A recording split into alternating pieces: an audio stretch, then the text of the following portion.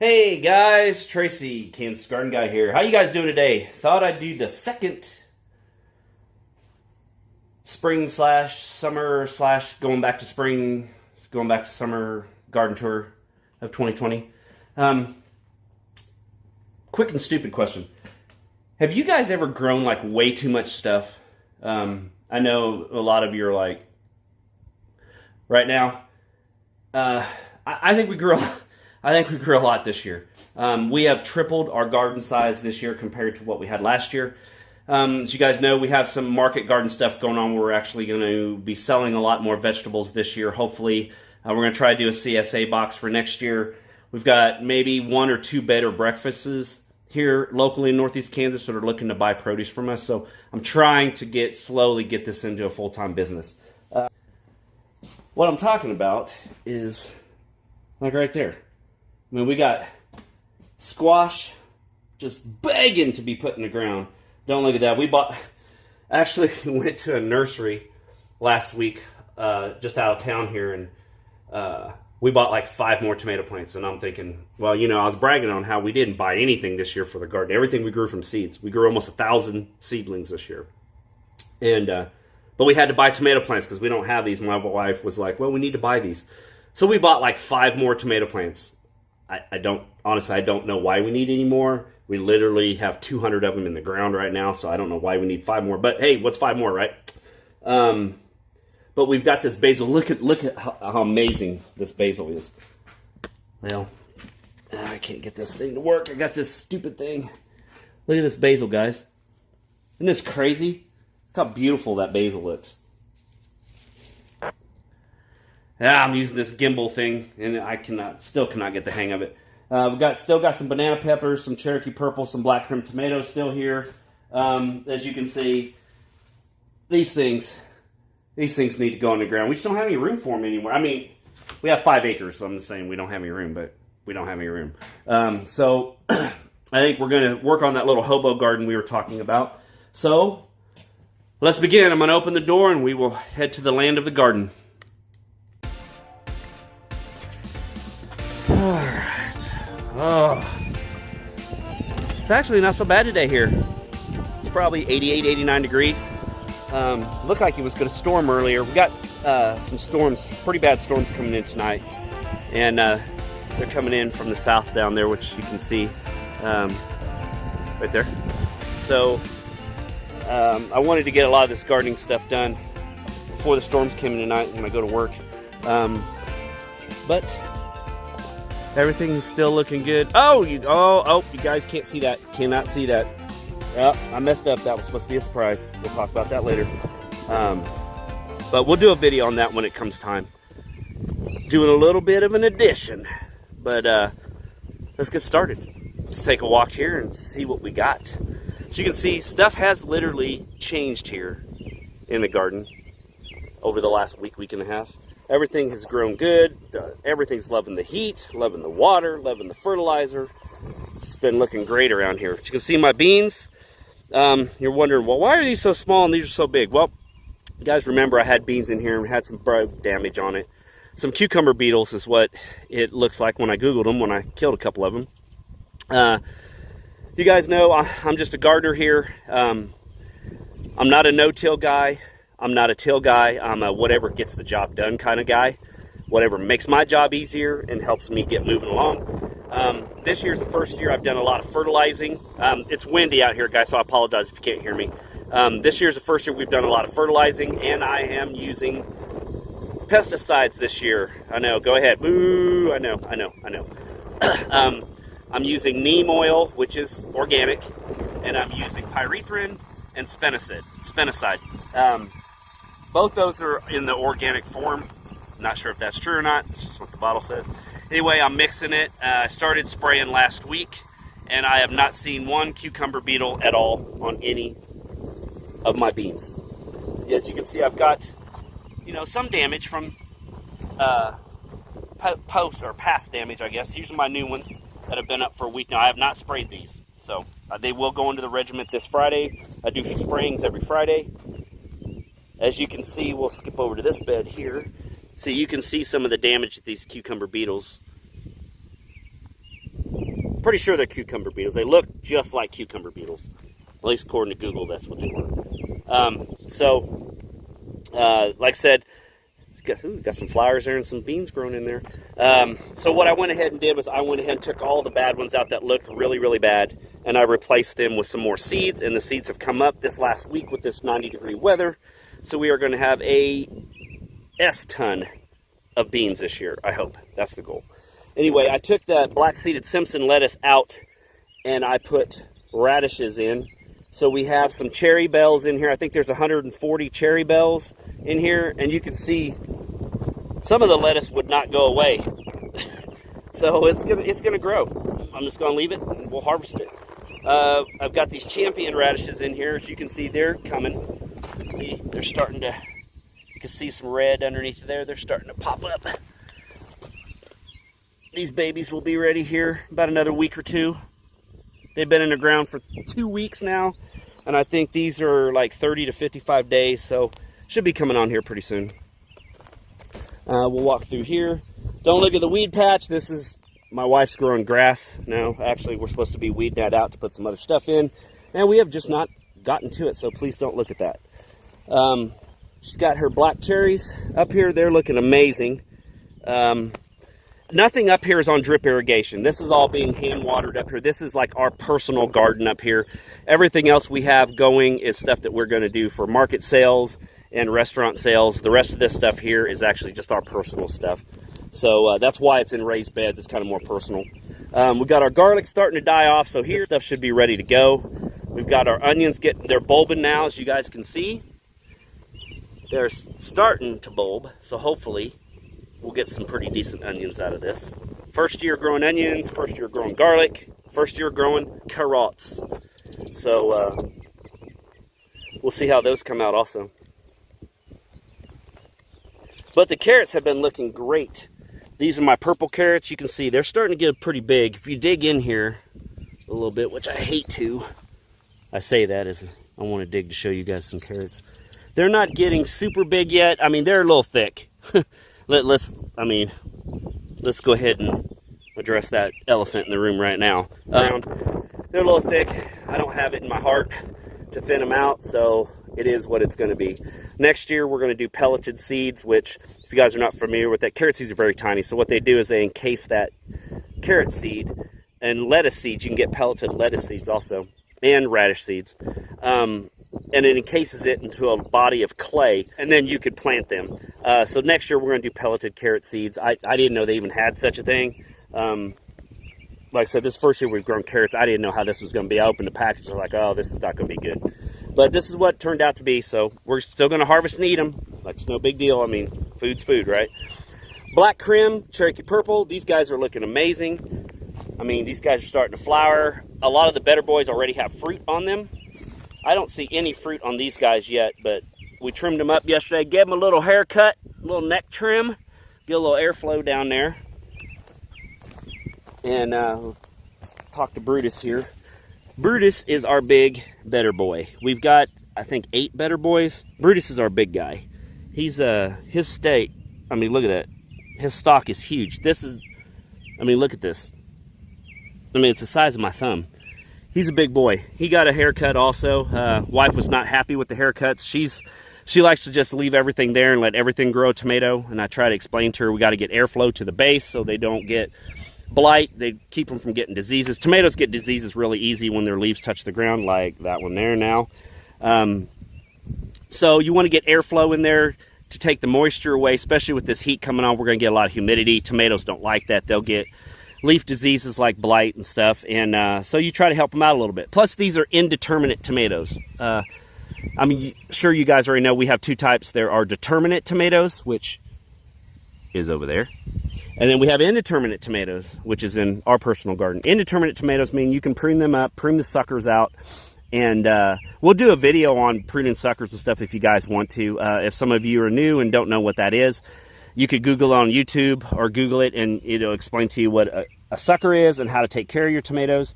But most of you probably already know how. A sucker basically grows in what I call the armpit of the plant. I can show you a sucker my wife didn't pick last night because she just does not have the heart to do it. Go over here on this black creme here. And I just saw it. Okay, it's right here. Let's see if I can focus in here. See this right here? This big boy right here is the sucker. See, you have the main stem here, and then you have the original off branch, and then you have this that is in the armpit. If I can get this thing to focus. Is in the armpit. See it right there? That is the sucker. That's what you're supposed to take off. But my wife has a hard time doing it. Because some of them will set blossoms, because it'll be another plant. So she sees it with blossoms with fruit. She hates to do it. She hates to kill it. So I have to go back and be the bad guy. But anyways, you can see that better boy. You know, he's got some couple tomatoes there. Got some flowers on it. Got a good couple tomatoes in there. So they're coming along good. The cherries are coming along good also. Get this stupid thing to do what it's going to do. I've got them tied up to the Hortanova trellis right now because they're not quite tall enough to reach there to go in. And we got some storms and, like I said, some wind coming. I don't want to snap them off the ground. So we gave them a haircut. They will grow all the way to the top of here and probably more if we let them. I went through today, as you can see, well, I don't have it now, but I actually had the tomato fingers. I went through today and I pruned all. I know these are determinate tomatoes, and you're saying, well, Tracy, why are you pruning determinate tomatoes? You're not supposed to do that. Okay, I'm not pruning them.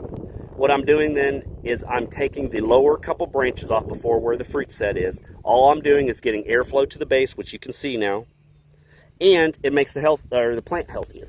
It'll be crazy.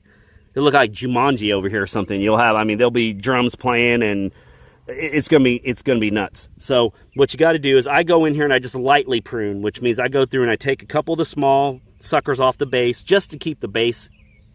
To let airflow go in there, keep the plant healthy. Then I came through and I put my tomato clips, that's what that is right there, and then my twine that goes up to my trellis system for my tomatoes. So as you can see, I've got all of them trellised today. We've got blossoms on every plant almost. We've got a couple that actually have fruit set on them. These are the Bella Roses that you're looking at right now.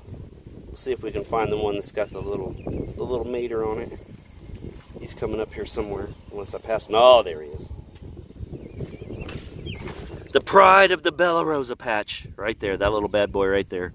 But, so I went through and I went ahead, the summer picks and the, I can't remember, I have to look at the tag now. Anyway, the Romas are in the back, and then I've got summer picks here, Brickyards. There you go, Brickyard and summer picks. These are about 2 weeks further ahead when I started the seedlings, transplants, over these over here, so that's why they're a lot smaller, but they are coming along. Peppers are doing decent. This little area right here where this light green is, where these 8 little banana peppers are, these Hungarian Hot Waxes are, they're a little lighter. That area holds a lot of water when it rains, and I kind of knew that when I laid this out. I was hoping that with putting them up on 2-foot raised beds of compost that drainage would go deeper and they would stay out of the water. Not so much. So peppers cannot take a lot of that water, especially now. Peppers like really hot weather, and it hasn't been hot for a long time yet. Tomatoes are more resilient on the water, so they don't tend to get a little more crazy. Hopefully these things make it through. We haven't had any blistering rains like we've had the last month here. It's actually been like in the 90s every day, and then we get a rain every day, or once a week, I meant to say. So hopefully that'll take care of it. Plus I've been injecting them with a little bit of fish emulsion, which is basically like ground up fish parts, and some natural bacteria and it'll make these things pop green. That's what everything has. Since I did the fish emulsion last week, everything has been like starting to bloom, set fruit, and pop. Let's take a walk over here. We'll just go this way. As you can see, the turnbuckle system is working correctly. It is pulling all my main lines, everything's working great. I'm glad to see that, because that was something I was worried about trying this for the first time. I was worried that this wasn't going to be enough to pull. So you remember I did put the 2-foot anchors in the ground, and then put turnbuckles on those and pulled those also to pull the posts apart to keep the weight off them. There shouldn't be a lot of weight on them, because these tomatoes are basically training to grow up. But there's going to be some weight on it. But as you can see, it's doing good. We've got fruit on most of our peppers now. As you see, there's our Hungarian Hot Wax. We've got a couple off there. These are the peppers that I'm crazy about. We've never grown these before. These are like Purple Bueno. I'd have to look at the tag. I always butcher the names on stuff, but look at these. These come from Baker Creek. They've got purple peppers and purple blossoms on them, these things are beautiful. I mean, look at that. Look at that pepper over there. I mean, things are beautiful. Look at those. I mean, they're beautiful. As you can see, our sorry about that. Large cherries, red cherries. Our row is doing good. You remember, that's the row. My wife said she only had 10 cherry tomatoes. She didn't think that was enough, so we planted another, what, 30 in here, I think, is what we planted. So hopefully she's got enough cherry tomatoes to eat now. I would hope so. But they're starting to do good. Pretty soon they're going to be attaching themselves to this Hortonova trellis. Muncher cucumbers, you can see the last time we did a walkthrough, these things were barely coming out of the ground. As you can see, they're all up and going. That one there is surprisingly going good. And then we get over here, still munchers. And then we're at Market Moore 76s. These things are starting to climb the trellis now, which is cool. And they all have got blossoms on it, and some of them also have cucumbers already set on them. So, pretty impressed. These things have come along. So, wife's pretty happy, pretty ecstatic about her cucumbers. So now, let's go over here and check out the pickles and the rest of it. So, we've got Boston pickling, Chicago pickling, and national picklings all in this first row. They are starting to get ready to climb the Hortonova trellis. As you can see, the 4 rows of Diomedes we've got. So you can see they're starting to get ready to climb that trellis. They're nice and healthy. I'm telling you what, guys, this drip irrigation system with this feeding your plants and watering them underground is just amazing. Literally amazing. I mean, it's like a game changer. Yeah, you got to spend a little bit of money on the front end to get everything you need. But man, you just reuse everything every year. And parts are so cheap to replace. I mean, I'm going to do underground drip for the rest of my life until something else better comes around. I mean, this hauling 5-gallon buckets and cups to water stuff, that's ridiculous. You know how long it would take to water 6,000 square feet of garden? I don't have that much time. But all I do is turn these guys on for a couple hours every day, and they're good to go. Actually, you're actually putting the water at the roots where the water needs to be, so there's no evaporation. The plants get the fertilizer that you inject, or the fish emulsion you eject, and it just brings them on. I mean, it's basically a game changer to small garden or market gardeners. Even commercial guys do this. So, but as you can see, our corn is coming along well. It's starting to grow, starting to get big. I actually have it in corn jail, 8-foot corn jail. We had some visitors, unwanted visitors, and so I had to put them in jail. Actually, I found the neighbor's dog has been walking through here, which you can't control, obviously, it seems. And we had some deer tracks in there also. So they were eating the tops off my corn. We found 20 or 30 of them that had the tops chewed off. So we went ahead and got some deer netting put on there. Zucchini and squash look amazing. We've got zucchini and squash. The patty pans up front here, this first row, they're huge, but there's no fruit on them yet. First year growing patty pans, so I'm not sure how long it takes for them to come on. But I know the straight necks and the black beauties have already started setting fruit. Let's see if we can find some. Let's go look over here. Look at this little squash here. You can see there's 3 squash growing there. Look over here. Got a zucchini going here. These will be ready this week. If you guys have never had squash grilled with onions on the grill, oh my Lord, I'm telling you what, that's the best thing ever. As you can see, leaves are looking really, really healthy. No bug damage, no bugs. It's hot, not super hot. So, but these have been sprayed with pyrethrin and neem oil to try to keep the bugs away. So, like I said, whether you believe that in it or not, I'm tired of fighting bugs. I'm tired of fighting squash bugs. there's a lot of people that I know don't even raise squash or zucchini because of the bugs. And that break my heart knowing that I wasn't going to eat grilled squash. Now, my wife, she doesn't really care too much about squash. Me, I could eat grilled squash every day. There's another zucchini there coming on. And as you can see, we got some more squash there coming on. But anyway, we'll move it on to the okra patch. You guys ever like invite people over, friends, family, or YouTube making videos, that you just gotta like clean everything up? Like today I pruned all these tomatoes and tied them all up, and I came through here and I single time cultivated all my okra patch because it had grass growing in it. And I did all that because I knew I was going to make a video, because I didn't want you guys seeing like the grass growing in between my rows and stuff. When this okra gets big, I don't know why people do that. It's like you wash your car before you go somewhere, and yeah, oh, it's just one of those things. Anyway, you can see some of the okra has grown sporadically. I've got a lot of it up now. Some of it did not come up. I had a couple rows that did not come up. So we went ahead and put more seed in. So we went ahead and planted some last weekend in the 90s. Most of it came up, but some of it still didn't come up. So I'm going to be done with it. So what comes up, comes up. What doesn't, it's just going to be an empty row. So as you can see, this is one of the seeds that came up last week. But as you can see, some of that stuff over there came up 2 weeks ago. So, you know, I think I counted 60 or 65 okra plants in here. That is going to be way more okra than we can eat, probably more than we can sell. You know, sometimes it is what it is. It's gardening, right? It's like everything else, you got to take a gamble, got to take a chance. But the okra's looking good.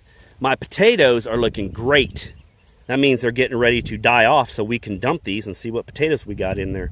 Probably got about another good week of hot weather, maybe 2. Some of these are still a little green on top, even though they're, you know, they look like they're dead. They're still got a little green to them. So you want to make sure with potatoes, you want to see that one right there that looks like he's like, that's what you want on all of them. And then you know it's time to pick the potatoes.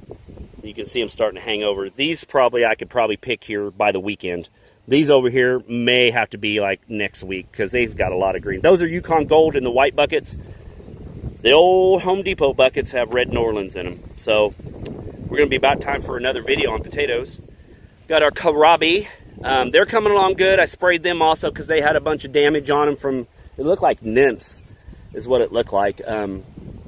I couldn't really tell, but I sprayed them also. And the leaves are looking a lot better. We lost this one to the bugs.